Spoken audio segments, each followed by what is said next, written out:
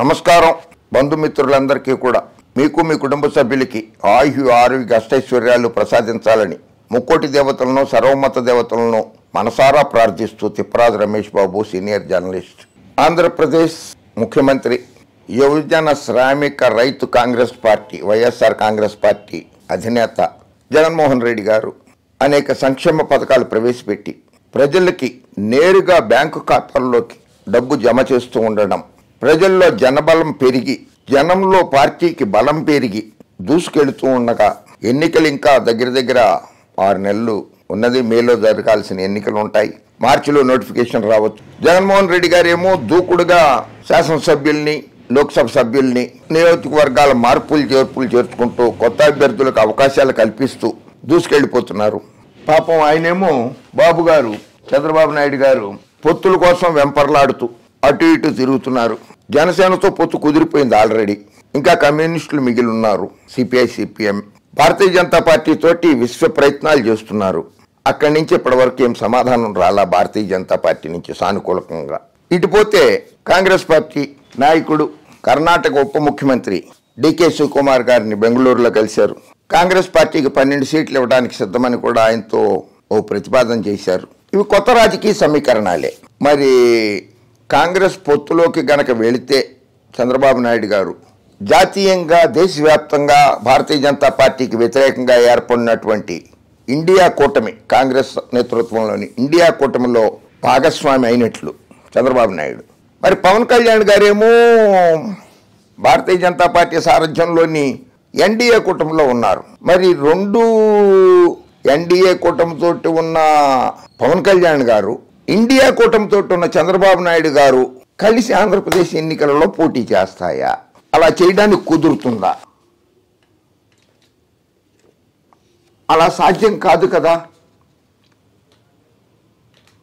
కాకపోతే సాక్షిలోనేమో జనబలమే గీటురాయి, 24 assembly 3 MP స్థానాలకు party సమన్వయకర్తలను నియమించిన ఆంధ్రప్రదేశ్ సీఎం జగన్ 175 స్థానాల్లోనూ విజయమే లక్ష్యంగా. ఇది జగన్మోహన్ రెడ్డి గారు చేస్తున్నటువంటి అభ్యర్థుల ప్రకటనలు. గత 55 నెలలుగా సంక్షేమాభివృద్ధి పథకాలు, చరిత్ర ఎరుగని విప్లవాత్మక సంస్కరణలతో సీఎం వైఎస్ జగన్ జనరంజక పరిపాలన అందిస్తున్నారు.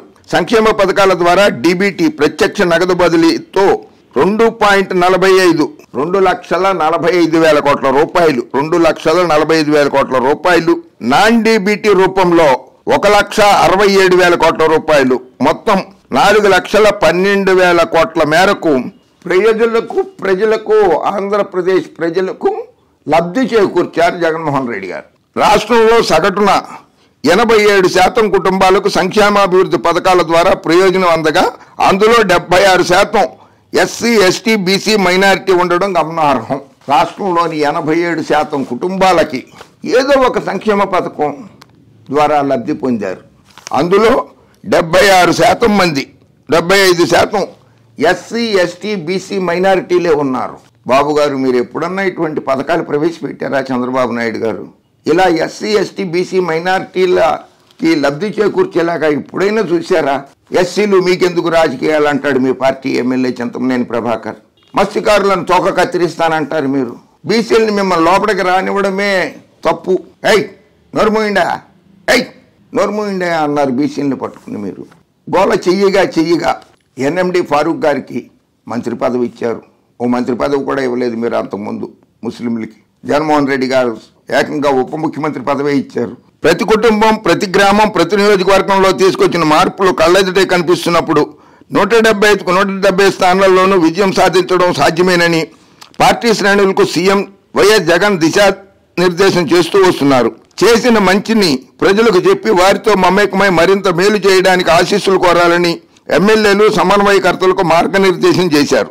ప్రజలతో మమేకం కాకుండా వారి మనసు చూడగొనలేని వారికి టికెట్లు ఇవ్వలేనని ఆది నుంచి సీఎం జగన్ తేల్చి చెప్తూ వస్తున్నారు. అది ప్రజల్లో ఎవరైతే సరిగ్గా పనిచేయలేదో, గడప గడపకి ప్రోగ్రాంలో పాల్గొనలేదో, బస్సు యాత్రలో పాల్గొనలేదో అటువంటి వారందరినీ గుర్తించి ఎక్కడెక్కడైతే శాసనసభ్యుల మీద వ్యతిరేకత ఉన్నదో అక్కడ అభ్యర్థులను మారుస్తున్నారు ఆయన. దాని గురించి ఈనాడు పేపర్కి, ఆంధ్రజ్యోతి పేపర్కి భయం ఎందుకు? మీకెందుకు భయం? ఆయన పార్టీలో ఆయన పార్టీ అభ్యర్థులను ఆయన మార్చుకుంటారో అది ఆయన ఇష్టం. మీరు పేపర్లో ఏ వార్త రాయాలో, ఎలా రాయాలో అన్నది మీ ఇష్టమైనప్పుడు పార్టీలో ఏ అభ్యర్థికి టికెట్ ఇవ్వాలా, ఏ అభ్యర్థికి టికెట్ ఇవ్వద్దా అన్నది ఆయన ఇష్టం కాదా? జగన్మోహన్ రెడ్డి ఇష్టం కాదా? పద్ధతిని కూడా మీరు వ్యతిరేకిస్తారా? ప్రజాస్వామ్యంలో ఉన్నటువంటి పద్ధతిని. అసలు మీకు ప్రజాస్వామ్యం అంటే నమ్మకం ఉందా? పచ్చ మీడియా ఎలాస్ రాష్ట్ర ప్రజలకు చెప్పండి. ప్రజాస్వామ్యం మీద పచ్చ మీడియాకి ఏ మాత్రం గౌరవం లేదు, నమ్మకం లేదు, విశ్వాసం లేదు. ఒకటే చంద్రబాబు రాజ్యాంగము, లోకేష్ రాజ్యాంగం మీదే పచ్చ మీడియాకి నమ్మకం ఉంది. చంద్రబాబుని అధికారంలోకి తీసుకొచ్చేయాలి, లోకేష్ బాబుని అందలం ఎక్కించాలి. దానికోసం ఎంతైనా బరి తెగిస్తున్నారు. అందుకు సాక్ష్యంగా ఇవాళ వాళ్ళ పేపర్లో మార్పులు మంటలు, మార్పులు మంటలు.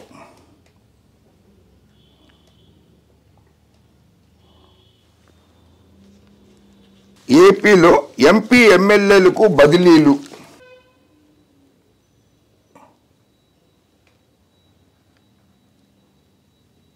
మూడు లోక్సభ, 24 శాసనసభ నియోజకవర్గాలకు కొత్త సమన్వయకర్తలు. రాబోయే ఎన్నికల్లో వీరే అభ్యర్థులని ప్రకటించిన మంత్రి బొత్స సత్యనారాయణ. ఆఖరి నిమిషం వరకు మార్పులు చేర్పులు కొనసాగుతాయని కూడా వెల్లడి. అని మార్చుకుంటారు. చంద్రబాబు నాయుడు గారికి అటు పవన్ కళ్యాణ్ గారికి ఇది 2 పార్టీలకి 175 మంది అభ్యర్థులు లేరు. కొన్ని 2 పార్టీలు కలిసి పోటీ చేసినా కూడా, 2 పార్టీలు తెలుగుదేశం పార్టీ, జనసేన పార్టీ కలిసి పోటీ చేసినా కూడా 175 మంది అభ్యర్థులు దొరకరు, వాళ్ళకి లేరు. అందుకని కాంగ్రెస్తో కలుపుకోండి. Telugu Desam party, Janasena party, Congress party 3 పార్టీలు కలిసినా కూడా 175 మంది లేరు. అందుకని కమ్యూనిస్టులను కలుపుకుందాం. తెలుగుదేశం, జనసేన, కాంగ్రెస్ పార్టీ, కమ్యూనిస్టు పార్టీలు కలిసి పోటీ చేసిన 175 మంది అభ్యర్థులు దొరకరు. అభ్యర్థులు ఇన్ ద సెన్స్ పార్టీలో ఏదో సామాన్య కార్యకర్తకో ఎవరికో ఒకళ్ళకి టికెట్ ఇవ్వటం కాదు. ఆ లోక్సభ నియోజకవర్గానికి పోటీ చేసేటువంటి సత్తా ఉండాలి, డబ్బులు ఖర్చు పెట్టుకునే సామర్థ్యం ఉండాలి, ప్రజల్లో అభిమానం చూరగొన్న వ్యక్తి ఉండాలి. అటువంటి వాళ్ళని నేననేది. సరే, కాంగ్రెస్ని తీసి పక్కన పెట్టినా కూడా తెలుగుదేశం, జనసేన, భారతీయ జనతా పార్టీ 3 పార్టీలు కలిసినా కూడా 175 మంది అభ్యర్థులు లేరు. రాసి పెట్టుకోండి. హరిబాబు గారేమో గవర్నర్గా వెళ్ళిపోయారు రాష్ట్రానికి. గట్టి పోటీ ఇవ్వగలిగిన ఆయన, విశాఖపట్నం నుంచి గతంలో ఒకసారి లోక్సభ సభ్యుడిగా గెలిచిన ఆయన. పురంధరేశ్వరి గారు ఒక్క ఆవిడ ఉన్నారు రాష్ట్ర అధ్యక్షురాలుగా. సోమరాజు గారు ఉన్నారు, హర్షవర్ధన్ రెడ్డి గారు ఉన్నారు, విష్ణువర్ధన్ రెడ్డి గారు ఉన్నారు. 4-5 ఉన్నారు. మిగిలిన వాళ్ళు ఏరి. 175 శాసనసభ స్థానాల్లో పోటీ చేసే అభ్యర్థుల పేర్లు, 175 మంది పేర్లన్నీ ఒక్క పార్టీని, తెలుగుదేశం పార్టీ కానీ, జనసేన పార్టీ కానీ, కమ్యూనిస్ట్ పార్టీలు కానీ, కాంగ్రెస్ పార్టీ కానీ, భారతీయ జనతా పార్టీ కానీ ప్రకటించండి. జగన్మోహన్ రెడ్డి గారు 175 ప్రకటిస్తాడు. మీరు ఒంటరిగా 175 మంది అభ్యర్థుల్ని ప్రకటించండి. This is challenge. Congress party 175 మంది అభ్యర్థుల్ని ప్రకటించండి. జనసేన పార్టీ మీరు కూడా దమ్ము, ధైర్యం, నీతి, నిజాయితీ ఉంటూ 175 మంది అభ్యర్థుల్ని ప్రకటించండి. చంద్రబాబు నాయుడు గారు 45 ఏళ్ల రాజకీయ ప్రస్థానం అంటారు. 14 సంవత్సరాలు ముఖ్యమంత్రిగా, 10 సంవత్సరాల నుంచి ప్రతిపక్ష నాయకుడిగా చేశానని చెప్పి గొప్పలు చెప్పుకుంటారు. జాతీయ నాయకుడిని చెప్పుకుంటారు. ప్రధానమంత్రుల్ని, రాష్ట్రపతుల్ని చేశానని ప్రగల్భాలు పలుకుతూ ఉంటారు. 175 మంది అభ్యర్థుల్ని పోటీలోకి దించలేక పొత్తుల కోసం వెంపర్లాడుతున్న రాజకీయ నాయకుడు చంద్రబాబు నాయుడు. ఇందులో లోక్సభ నియోజకవర్గాలు కూడా మార్చారు.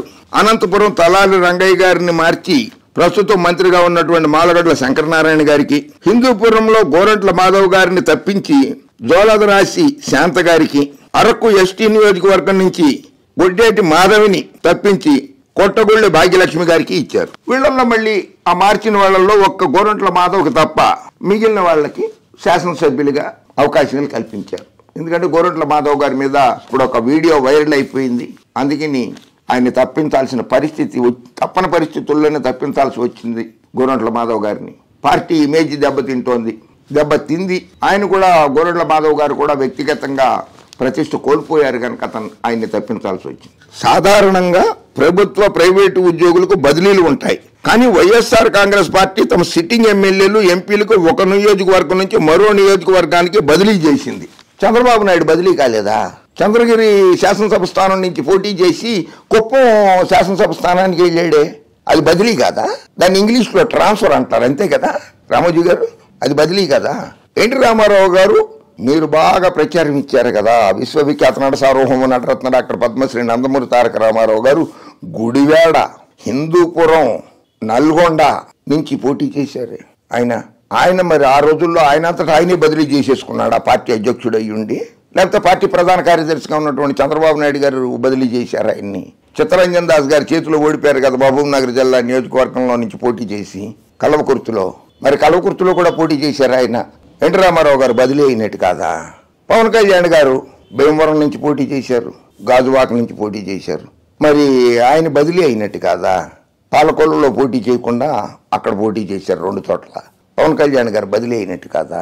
ఎందుకు వైఎస్ఆర్ కాంగ్రెస్ పార్టీ మీద ఇట్లా దుష్ప్రచారం చేస్తారు రామోజీరావు గారు? అందుకని మీ పేపర్ కొంటాం మానేశారని ఉచితంగా తెలుగుదేశం పార్టీ కరపత్రం లాగా ఇంట్లో ఇళ్లకి ఫ్రీగా వేస్తున్నారా? లెక్క చెప్పమంటే చాలా చెప్తాం. చంద్రబాబు నాయుడు గారు ఎన్ని బదిలీలు చేశాడనేది. శాసనసభ్యుడిగా మంత్రిగా ఉన్నటువంటి చిత్తూరు జిల్లాకి చెందిన ఎన్ శివప్రసాద్ చంద్రబాబు నాయుడు గారి క్లాస్మేట్. ఆయన్ని లోక్సభకు మార్చలేదా? లోక్సభ సీటు ఇచ్చి ఎంపీగా గెలిపించలేదా? ఆయన్ని బదిలీ చేయలేదా? అది బదిలీ కాదా? ఆంధ్రప్రదేశ్ ప్రభుత్వ సలహాదారు సజ్జల రామకృష్ణారెడ్డితో కలిసి ఏపీ మంత్రి బొత్స సత్యనారాయణ ఈ పేర్లు ప్రకటించారు. ప్రస్తుతం ఎంపీలుగా ఉన్న పలువురిని శాసనసభ నియోజకవర్గాల సమన్వయకర్తలుగా నియమించారు. మరికొందరు ఎమ్మెల్యేలను, వీరిలో కొందరు మంత్రులు ఉన్నారు, వేరే నియోజకవర్గాల్లో సమన్వయకర్తలుగా నియమించారు. మరికొన్ని చోట్ల కొత్త వారికి చోటిచ్చారు.